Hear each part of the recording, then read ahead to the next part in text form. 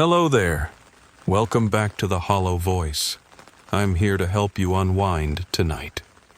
If this sound helps you relax, please like the video and subscribe to the channel. Tell me, where are you watching from? And what time is it right now? Now, find a comfortable spot and let yourself unwind. The first time I saw Brett, I was 19. I'd found a job working security at Dave's storage unit. My duties included keeping vagrants and thieves from disturbing the 40 rental units that were laid out in 5 neat rows in the middle of downtown Atlanta, and helping customers with lost combinations for their locks.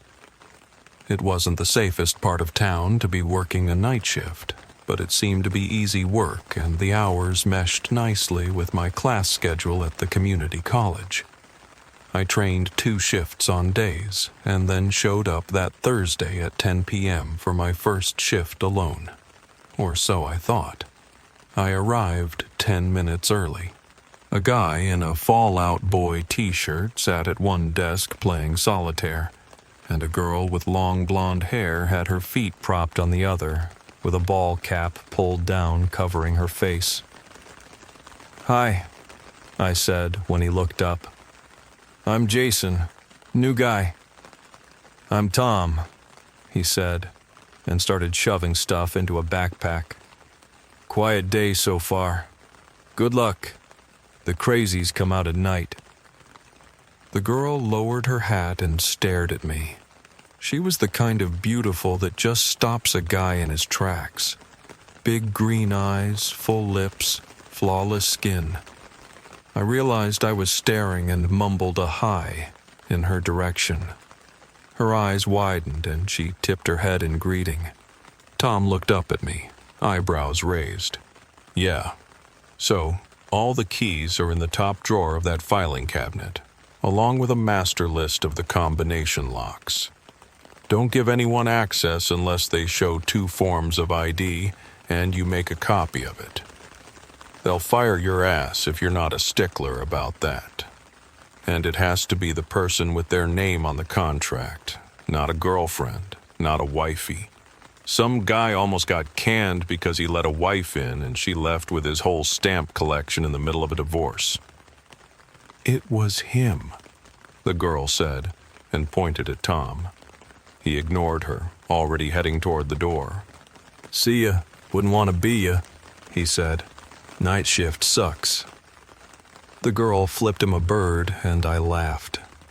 Tom shot me a look I couldn't decipher, but then he gave a half-hearted wave and shut the door behind him.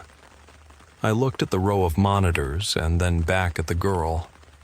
She hadn't taken her eyes off me, and I felt awkward and flushed under her gaze. "I'm Jason," I said again, and immediately felt like an idiot. "Brett," she said, and leaned back in the chair. "Nice to have someone to talk to in this joint." "What about Tom?" I asked, sitting in the seat he'd vacated. She shook her head. "He's a tool." "So, are you second shift or third? I thought I was working alone." She shrugged. "Wherever they need me." I guessed they called her in to keep an eye on the new guy, and she didn't want to say she was supposed to babysit me. It was funny, because she seemed standoffish at first, but she was a talker, and I loved to listen to her. By 4 a.m., it felt like I had known her forever. Just one of those instant clicks, and maybe even more so by the types of conversation people tend to have at those hours. We talked everything from childhood to politics. I think I was already falling a little in love with her. She saw me stretch and said, "You want to go outside? We can do a walk around." A cool breeze blew, but she didn't seem to notice. I couldn't stop sneaking glances at her as we walked. Faded jeans, scuffed boots, black t-shirt, and a camo jacket. I probably had close to the same outfit in my closet, but on her, even the ordinary seemed beautiful. We walked the length of the first row and started down the second when she stopped and touched a bright yellow dandelion sprouting up through a crack in the sidewalk with the toe of her boot. "Those are my favorite flowers." I laughed. "Those are weeds." She smiled. "Those aren't weeds. They're wishes. Haven't you ever blown on one and made a wish? And even when they're yellow, that's my favorite color. They're such happy, hopeful little things." That made me smile, too. I'd never thought of them in that way. So many girls I knew seemed hung up on materialistic things, and Brett could find beauty in even this small flower. I was captivated. When we made it to the fourth row, she stopped. Her face pinched into a grim expression as she said, "I don't walk down this row." "Why?" I asked, taken aback by the look in her eyes. "Number 27. It gives me the creeps." It was the third bay door, and it looked exactly like the first two. I didn't understand, but I wanted her to smile again. Then we skipped this row. We finished walking the last row. A drink machine stood at the end of it, and I asked her if she wanted one. She shook her head as I fed quarters into the slot. A payphone I hadn't noticed rang shrilly, making me jump. I laughed at myself and glanced at her. Brett's expression wiped away my smile. She looked terrified. "Don't answer it," she shouted. "Don't ever answer it." I gaped at her, not understanding. I won't, what's wrong?" She didn't answer. She started walking briskly back toward the office. I chased after her, my change and soft drink forgotten. "That phone rings every morning at 4:17, she said as I opened the door for her. "When you answer, it sounds like dead air or there's some sort of hissing noise. It gives me the creeps. Probably some automated thing. Wrong number or something, but it's set on an auto program." She looked at me and said, "Do you believe in ghosts, Jason? You think a ghost is calling?"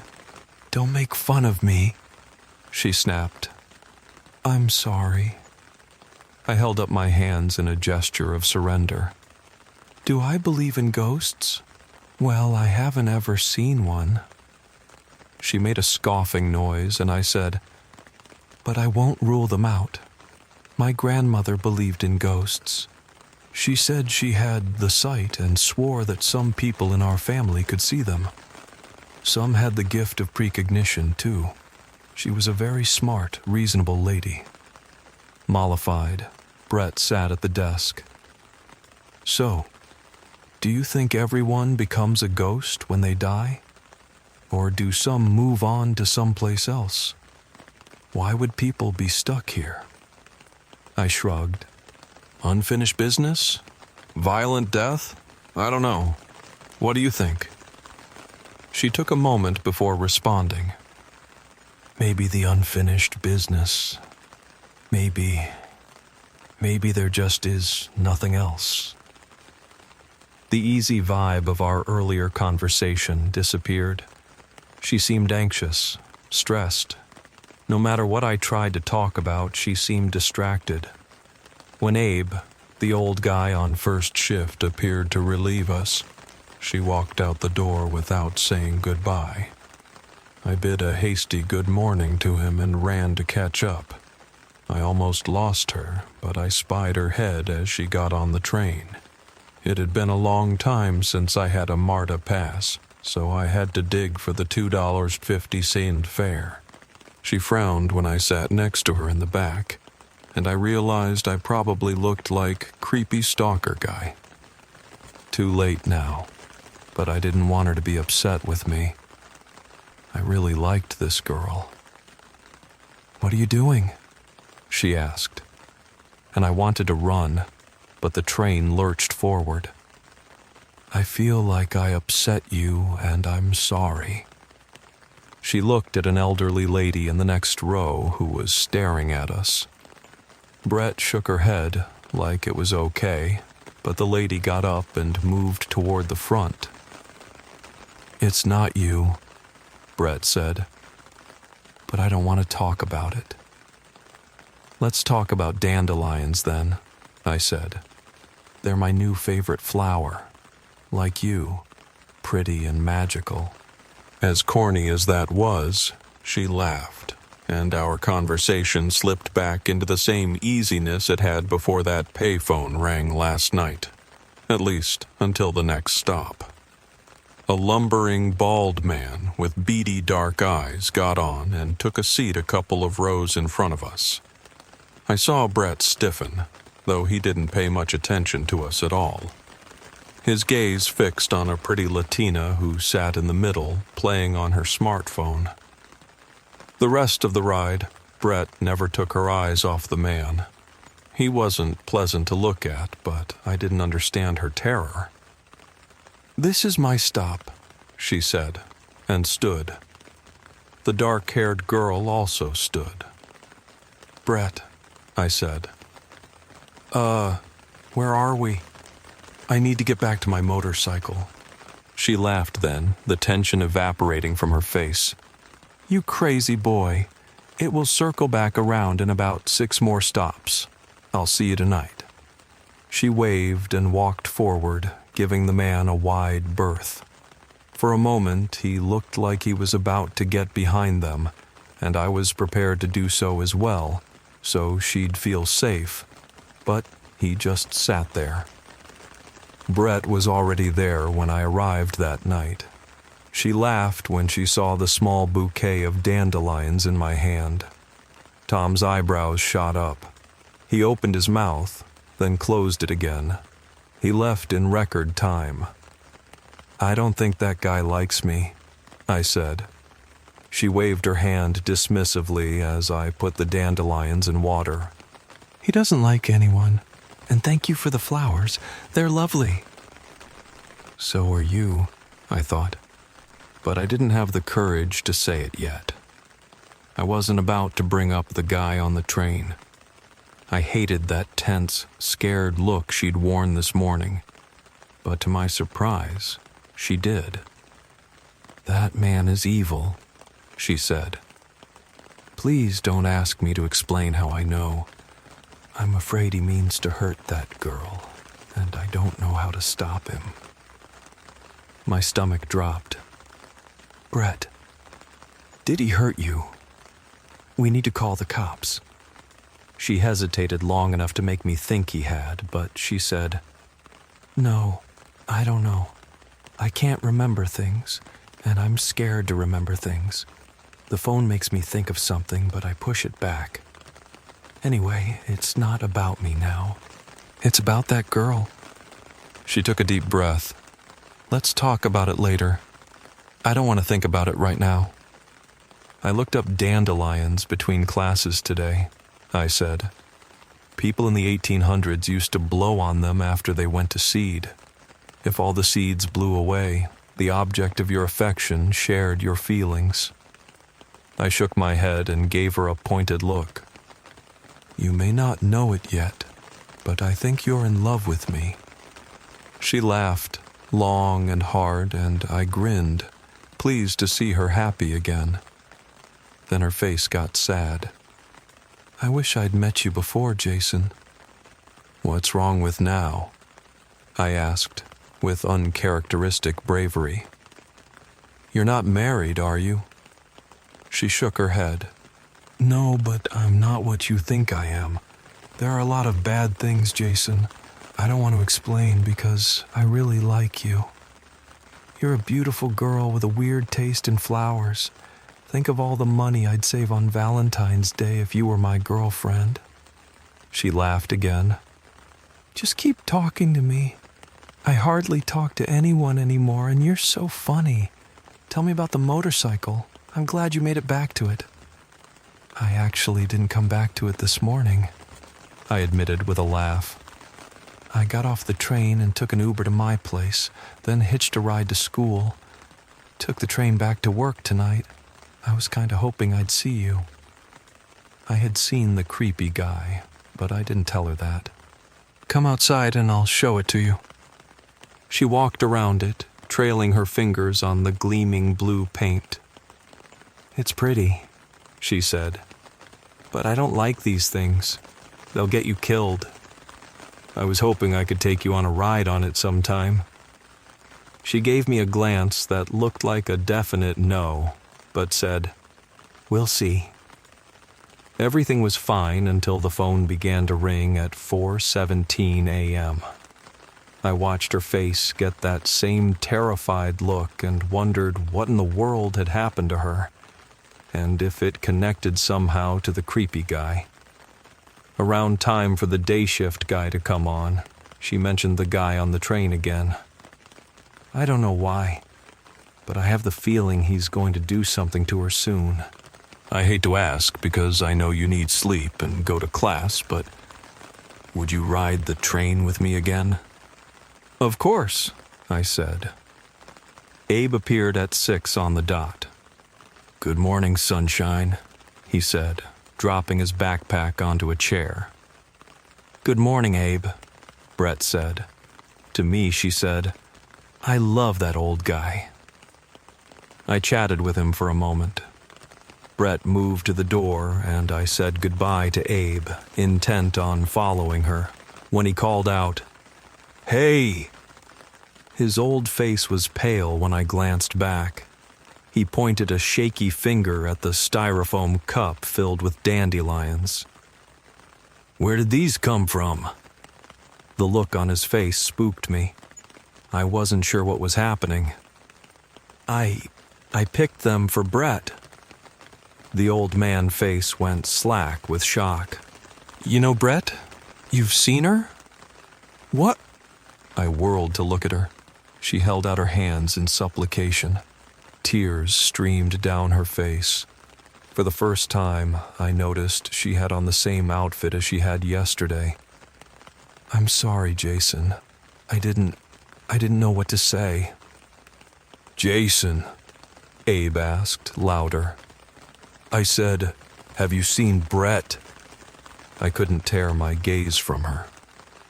Apparently, your grandma wasn't the only one who had the gift, she said, and walked through the door. When I say walked through the door, I mean right through it. A freaking solid metal closed door. I couldn't move, couldn't speak. Finally, I half fell onto one of the chairs. I heard Abe talking, but it was like he was speaking through a tunnel.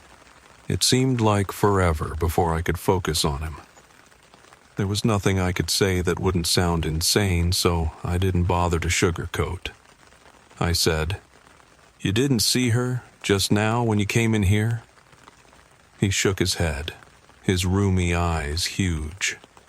I told him about working with her, about some of the things she'd said, even about the weird ringing phone. When I finished, he just stared at me. To be honest, I don't know whether to believe you right now or to call the cops, he said. I nodded. It was a fair statement. I don't know what I'd think in his shoes. She said you used to be a cop before your wife got sick. I looked up at him. She said you're the reason she loves dandelions. You told her about how your wife loved them and how you decorated her hospital room with them before she died. Brett said it was the most romantic thing she'd ever heard. Abe sat heavily in the chair. I did tell her that. Can I ask you to describe her for me? I did, down to her scuffed boots, and he nodded. Then he reached into a desk drawer and pulled out a picture of her. It was Brett, all right, but on a missing poster. The clothing described as the last outfit she was seen wearing was what I'd seen her in. She went missing from her shift here 6 months ago. I showed up, and this place was wide open. There was a great deal of blood out by that payphone. The police never had any leads. I gestured at the row of monitors. One showed the drink machine and phone. What about the cameras? Installed after the fact, because of her. Too little, too damn late. He leaned forward, giving me a hard stare. I loved that little girl. She was like a daughter to me. I've brought her dandelions myself. I have never believed in ghosts, but I saw your face this morning. I believe that you saw her, or you're some kind of nut and think you saw her. But I don't know how you know some of the things you know if that were the case. Brett and I worked together some, before we lost personnel and she got bumped to nights.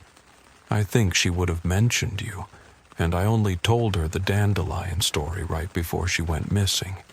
You could be the nut who took her, but I don't think so. I can't imagine why she'd share something like that with a person who had hurt her. If you see her again, ask her how much a mail-order bride costs. What?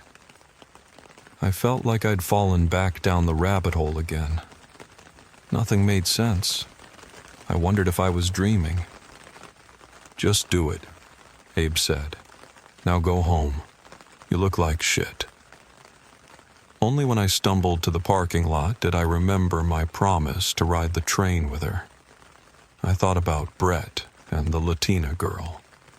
In fact, I skipped class and lay in my bed and thought about them all day. When I got to work that night, Tom was the only one there. Even though I still felt punch-drunk and scared, I had hoped Brett would be sitting there. Abe apparently hadn't told Tom about any of it, because he treated me with the same dismissiveness as always. It was weird to look back and realize he and Brett had never really spoken or interacted at all. I hadn't had a clue. By 4 a.m., I was getting a little stir-crazy, so I jumped up to walk around the storage buildings. I turned the corner of the last one and walked straight through Brett. I screamed like a little girl. She giggled a little and clamped her hand over her mouth. "I'm sorry, Jason. Are you real?" I demanded. "Am I crazy?" "I think I'm real," she said. "At least I was. I know it sounds like I'm lying, but I don't remember much." She nodded at the payphone. "I remember this phone and it ringing. I think he used that to catch me off guard. I answered it and he hit me with something. I think..." She pinched the bridge of her nose. "I think he's about to kill that girl on the train. Maybe I'm supposed to help her." Abruptly, she swung her fist at my arm and it passed right through. I yelped. "Stop doing that!" Despite everything, she laughed. "I was just checking. I don't know how I'm supposed to stop him when he can't see me and I can't touch him." She winked. "On the bright side, I bet you look crazy as hell on the security cameras right now." I scowled at her, then something occurred to me. I glanced at my phone. 4:20 a.m. "Hey, the phone didn't ring." She shotted a scared look. "What does that mean? Are we on the right track or are we running out of time?" I had no answer. The next morning when Abe came in, he gave me a wary look and said, "Is she here now?" I nodded and pointed at the chair she was sitting on. "Brett, how much does a mail-order bride cost?" She laughed. "Tell him I said, ask Ernie." I told him and his dark eyes teared up. "Brett, what happened to you?" he asked. "She doesn't remember, but we are trying to figure it out," I said. "Tell him Maggie still visits him. I've seen her around him. She's got a little girl she calls Bumblebee with her." I told him, and he burst into tears. When he could finally speak, his voice was a gasp. "There's not a soul alive who knows that. Bumblebee was our daughter. She died back in 1974. I've never talked about her since." "Jason, the train," she said, and I told Abe we had to go. "Godspeed, son. he said. When we got on the train, the girl was already there. The bald man got on the same stop he had previously. His attention was once again fixed on her, but hers was once again fixed on her phone. I had no weapon, and this guy was twice my size, but when I thought about him hurting Brett, or this stranger, I think I could have taken him down with pure adrenaline. We were about to find out anyway, because this time when she stood, he stood too. It was still early, not a lot of folks out yet. We followed him, following her, trying to stay ducked out of sight. She paused outside a storefront and fumbled in her purse for her keys. That was the distraction he was waiting on. He charged her like a bull. It was terrifying how quickly he seized her and dragged her into an alleyway. I ran blindly into the alley behind them. He had her pinned against the wall, his meaty hand around her throat. "Hey!" I screamed. "Hey! Let her go!" She still had her keys in her hand. While he gaped at me, she swung at his head with a vicious arc. She missed his eye, but the key dug into his cheek. The girl gave it a savage yank, opening up his face. With a bellow of pure rage, he dropped her and grabbed his ruined cheek. Blood spurted between his fingers, and he ran straight at me. I made a desperate lunge for his legs, but he barreled past me straight into the pathway of a Miko's milk truck. I'd hear the sound of that impact in my head for the rest of my life. A thudding, cracking, squelching sound. But I was glad. He'd never hurt another girl again. Brett was gone. I missed her terribly and hoped every day she'd reappear. I realized that was selfish, and then I just hoped she was at peace. There was no grave to visit, so sometimes I'd gather little bouquets of dandelions and place them at the office or at my apartment. Such happy, hopeful little things. 4 months after the incident with Edward Culpepper, that was his name, I'd followed the story avidly in the papers.